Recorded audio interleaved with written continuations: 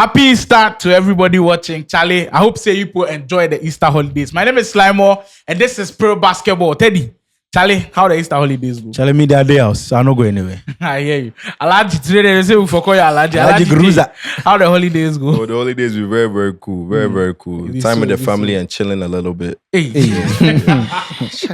Lonzo, you say what's Oh, the holidays are then good. My team win 3 in a row also. So you say you did cool. My players are to cement. Vim. Speaking of teams that are winning, we have to start with the women because they took over the whole of basketball over the weekend. Everybody was tuned in to that March Madness game between Iowa and LSU. And I must say, it was incredible to watch. This is the first time I'm watching a women's game that I've enjoyed like this. I've watched other women's games, but this one be crazy. Intensity was fire. And Iowa winning that one impressively. Caitlin Clark showing us once again why she's the best in that draft class. And it looks like she has more things to come for her. Also, what you see for that Iowa LSU game will be you? Oh, it was an interesting game from start to finish. You know, they have history dating back to last year's championship game where LSU took the game from the beginning and just ran away with it. But yesterday, the game was close by halftime. But then in the second half of the game, Iowa just took the game over. They were scoring lots of points.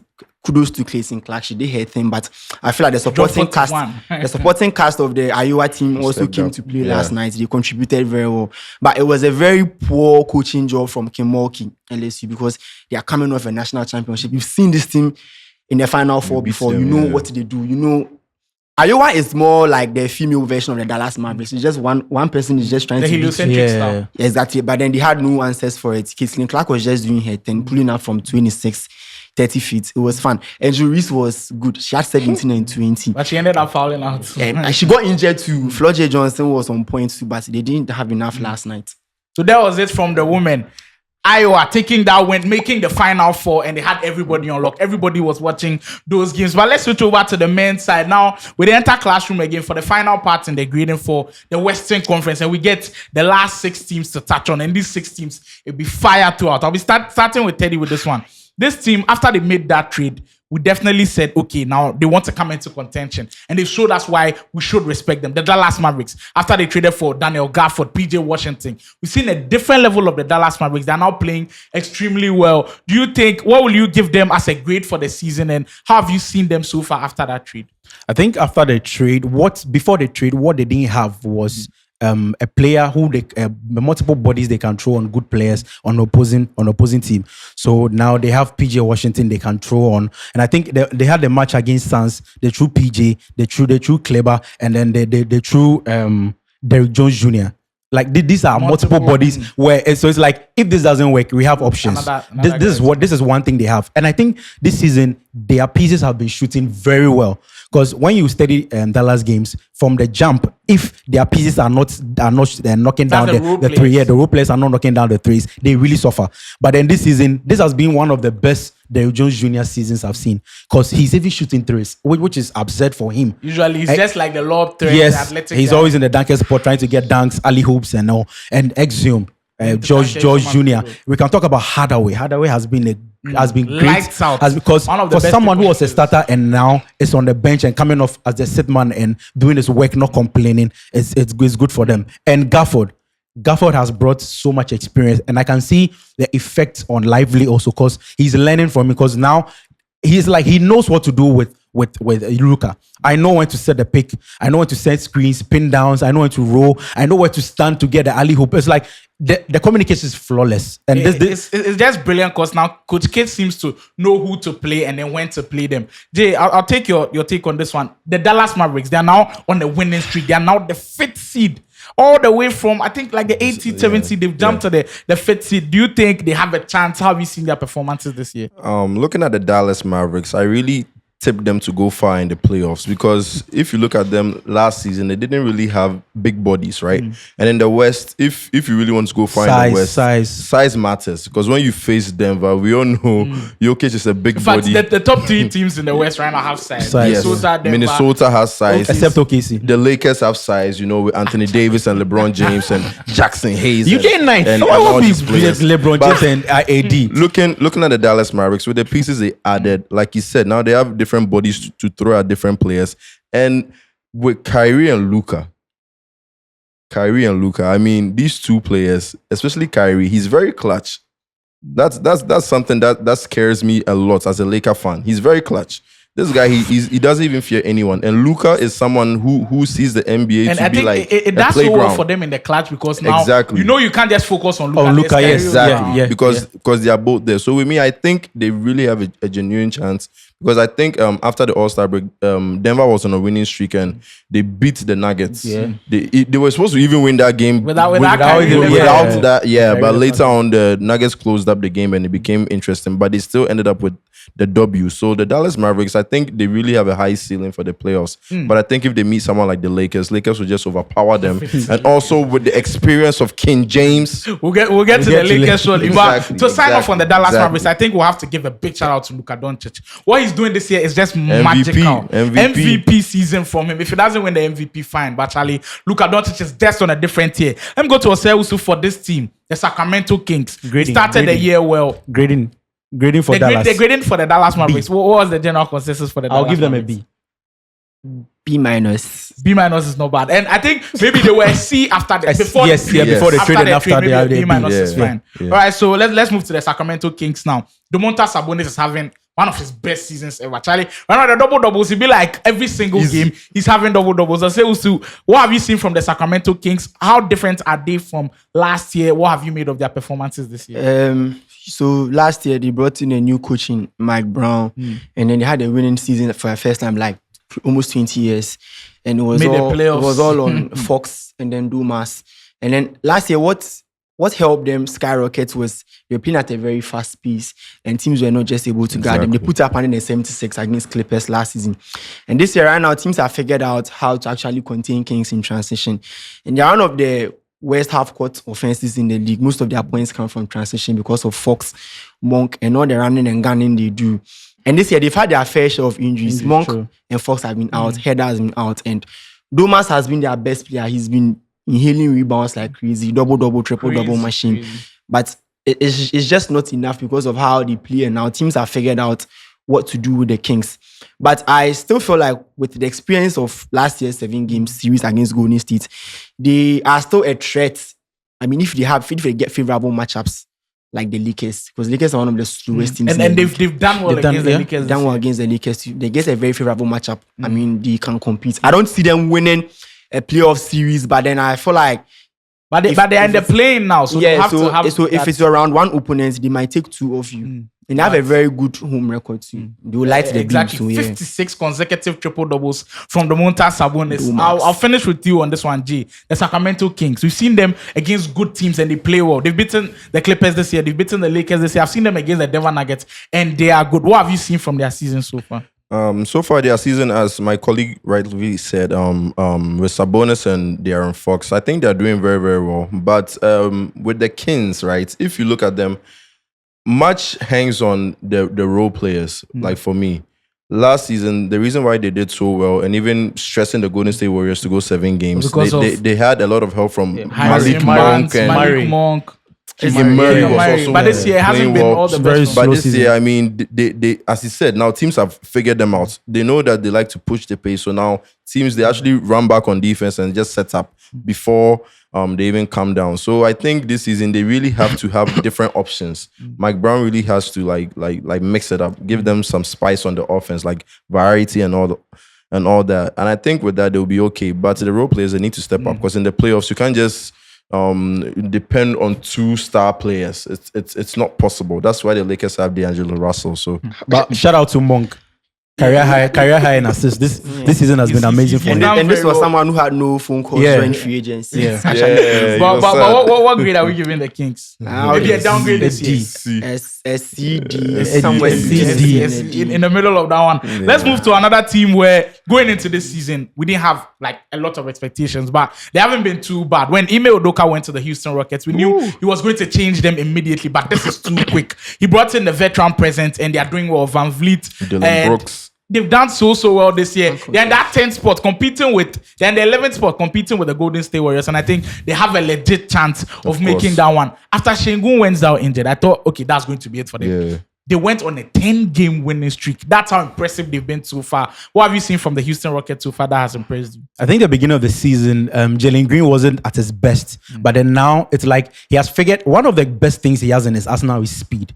So now it's like he knows when and how to accelerate and decelerate, when to, on what player and when to and which player to target or which matchup to target, which weak player to target, and then just press the turbo button on them, and which is a good thing for them because if that is in your arsenal, look at a player like Fox. That's what he has. That's what he uses to his advantage. So I think Green has really done well. Shout out to Jabari.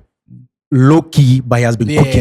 Last year, he didn't have the best of seasons, but this year. And it's good they added the perfect vet in the name of Van Vliet. And Jeff Green too. You eliminate all the try and errors you would have done with maybe a rookie guard. But then with Van Vliet, he has the experience. He has won a championship. He's a winner. And he brings this kind of presence in the locker room. Yeah. And it's a young team. There's so much because there have been complaints of young players misbehaving, but then when you have someone like him, Uncle Jeff, in the locker room, it just brings out that composure. And I like what they are doing. They should keep putting the fire behind Warriors because they can make the play. So the only question I have about the Houston Rockets is whose team is it? Jalen Green or Şengün? Ideally, if you have to look at how things are going, I think when they play around Şengün, it's better as far as team basketball is concerned. But the funny thing is they drafted Jalen Green higher. They drafted Jalen Green to kind of be the new face of the new takeover. And then, I was always a high believer in Jalen Green when he was coming out of the G League Ignite. I felt like his first few years were slow because of a whole lot of things. But just as Teddy said, he has learned how to weaponize his speed, especially in the half court. He's worked on his outside shots. He's getting to the rim more.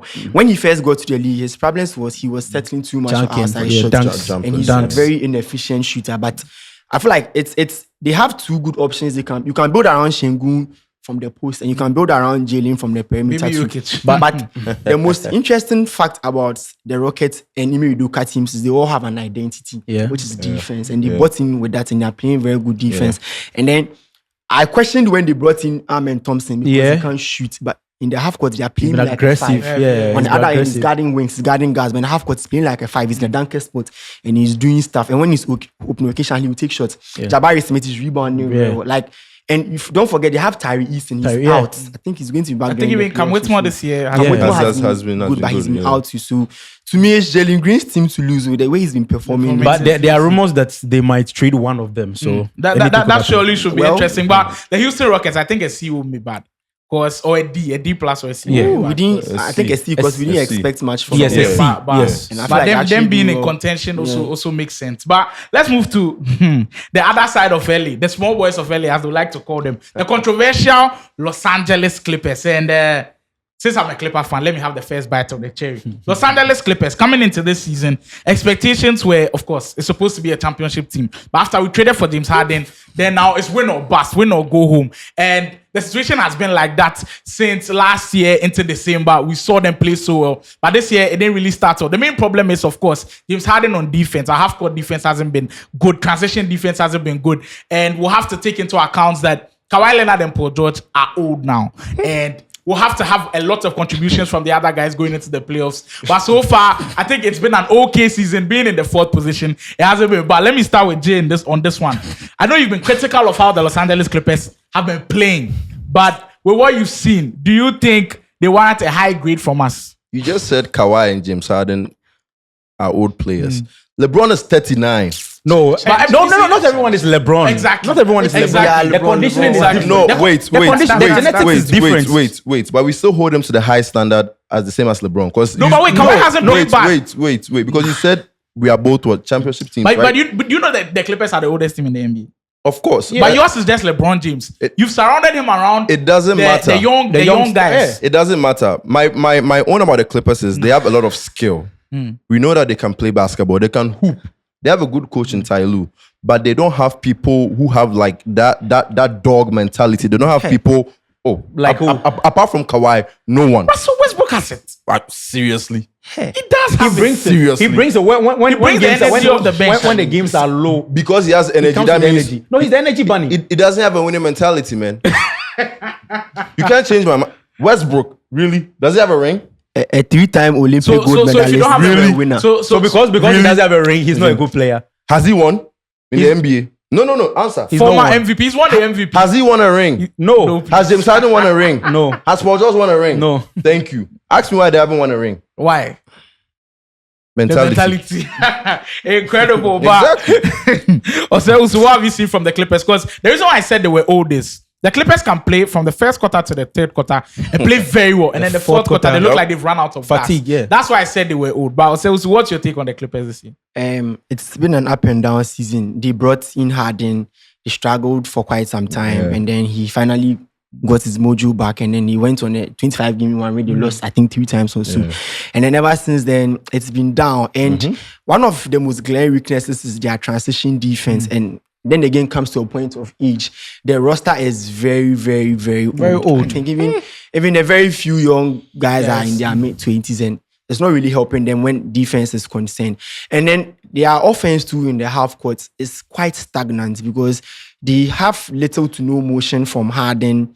And then Kawhi and Paul George, they kind of operate from the same spot. Zubac is down there, and Terrence Mann is not really giving them anything offensively because he's not making his threes, he's not slashing. You can't give him ball handling duties. Even on defense. And then the rotation has been a mess because at some period you have Russ in, you have Plumlee out, you have Plumlee in, you have Russ out. So defense is their major concern, and then their offense. But I feel like the Clippers will be a very dangerous playoff team because most of the guys on their roster are battle tested. Kawhi Leonard, Norman Powell, Paul George has had runs where he's been good in the playoffs.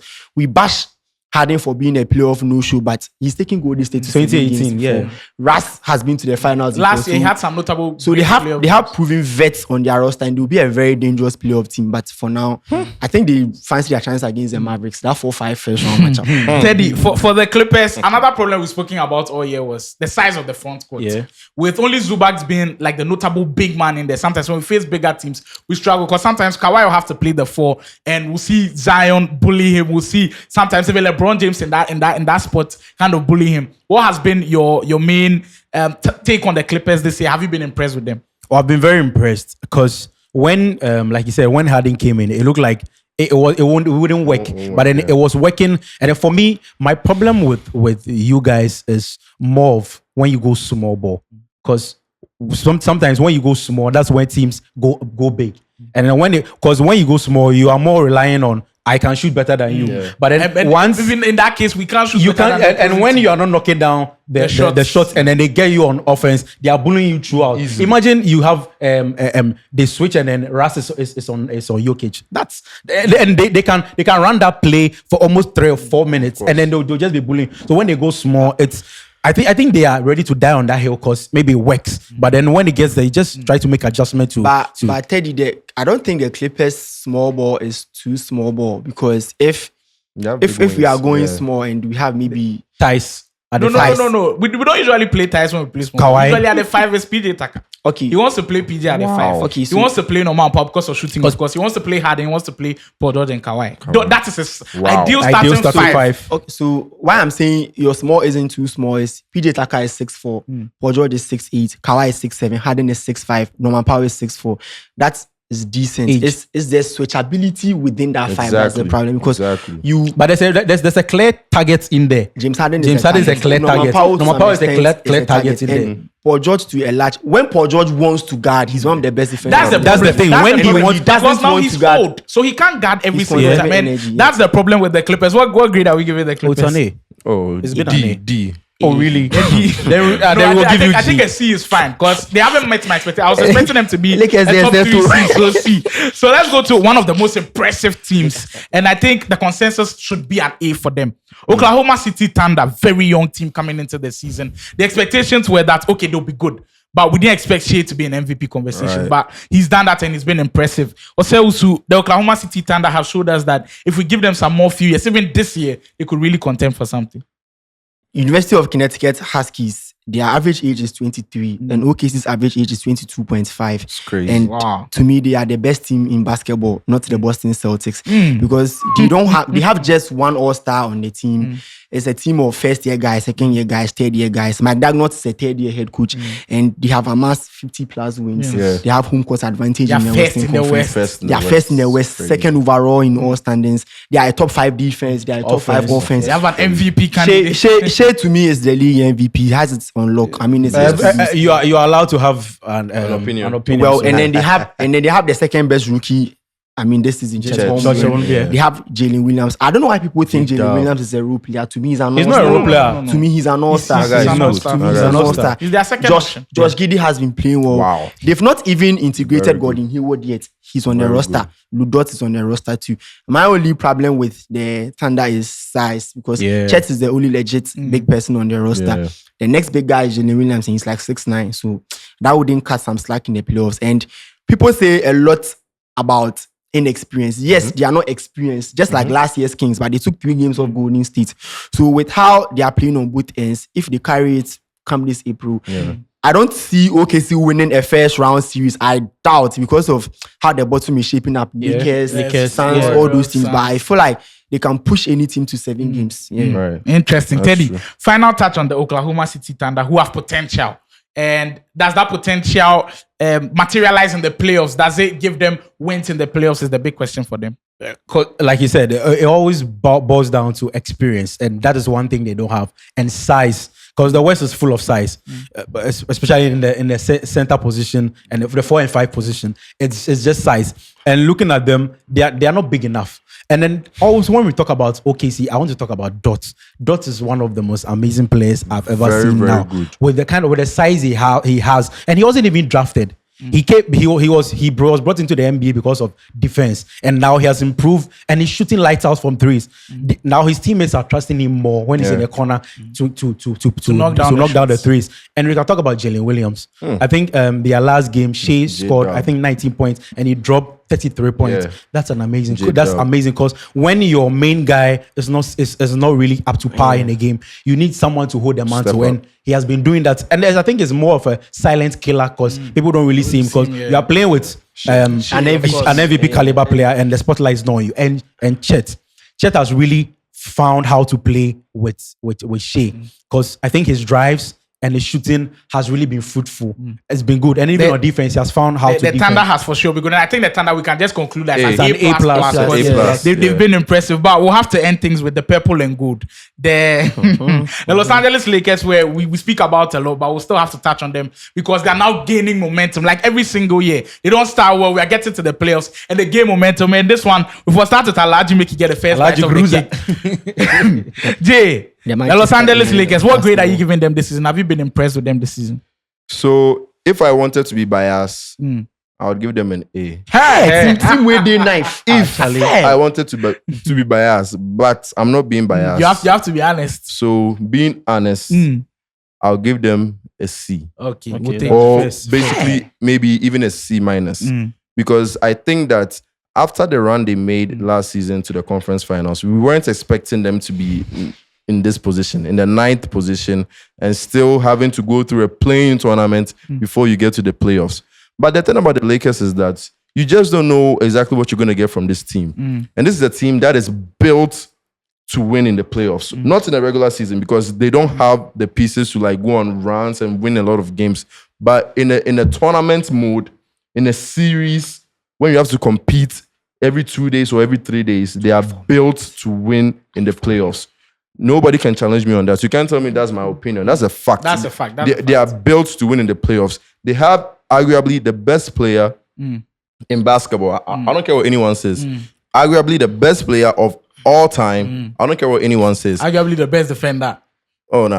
Oh, I was speaking of AD. AD, for sure. I think he deserves Defensive Player of the Year, but if Wemby2 takes it, I'm not ball. No problem. But with the Lakers, they have pieces. They have size. Anthony Davis, he does a lot. Rui Hachimura, he's a big body. Like, if you guys don't know, this guy is a very, very big body who can defend a lot of positions, even guards. Hey, Alaji, if I give you 10 minutes, Lakers, you go rant Lakers. But I think you know. I think the Lakers fact that built to Lakers win. have LeBron James, they have the advantage over a lot of teams. But Exactly. I think the C you give them is just perfect. But that's how we'll be grading the Western Conference team. What grade are you giving to the West teams? I think they've been impressive this year. The best conference by far. We'll see what they do in the playoffs. Thank you for watching the video. Subscribe to the channel.